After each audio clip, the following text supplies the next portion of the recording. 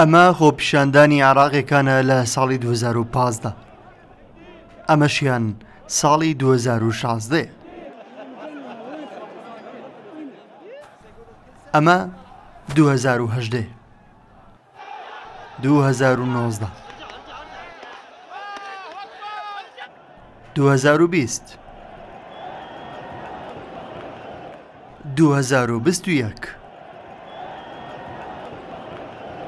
ئەمەی دەشی بینن خۆپیشاندانی ساڵی 2022 کە خۆپیشاندەران تەواو دەستیان بەسەر پەرلەمانی عێراقدا کرد. بێزاری خۆپیشاندەرانی عێراق دەستنەبوونی خزمەتگوزاریە سەرەتاییەکان گەیشتە ئاستێک تەنانەت داوایان لە سیاسیەکانی عێراق کرد وڵات بەجێبێڵن و بڕۆن.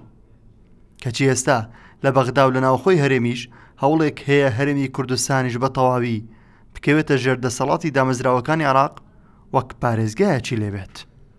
ئەندامێکی پێشی پەرلەمانی عێراق ڕوونتر ئەم بابەتە شی دەکاتەوە. بە پێی دەستور هەرێمی کوردستان کیانێکی دەستوریە دەیانەوێت بە تاڵی بکەنەوە. جارجارە بە ڕێگەی یاساوە، جارجارە بە ڕێگەی بودجەوە دەیانەوێت ئەم بیرۆکەیە جێگر بکەن، بەڵام بەداخەوە کە زۆر جاریش دەبینە هەندێک لە پەرلەمانتارانی کوردستانی هاو ئاوازی ئەم دەنگە نەشازەی ئەوێ دەبن.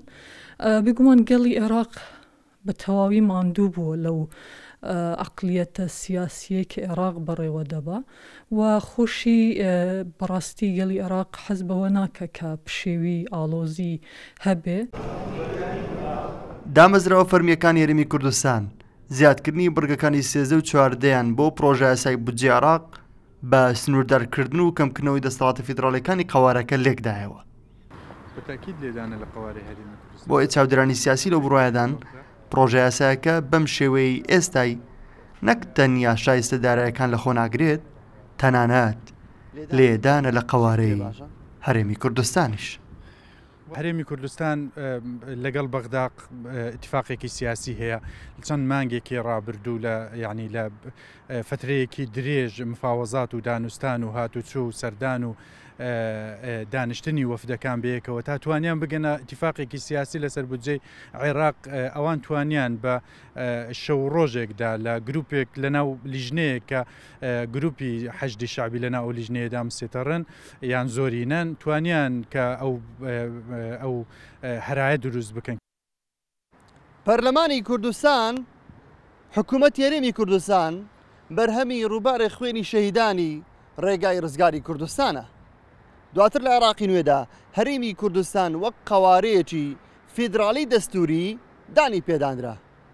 بۆیە سەرکردایەتی سیاسی کوردستان بڕوای وایە دەسەڵاتی ئەم قەوارەیە نە بە ڕای هیچ لایەک نە بە بڕگەی هیچ پرۆژە یاسایەک کەم ناکرێتەوە.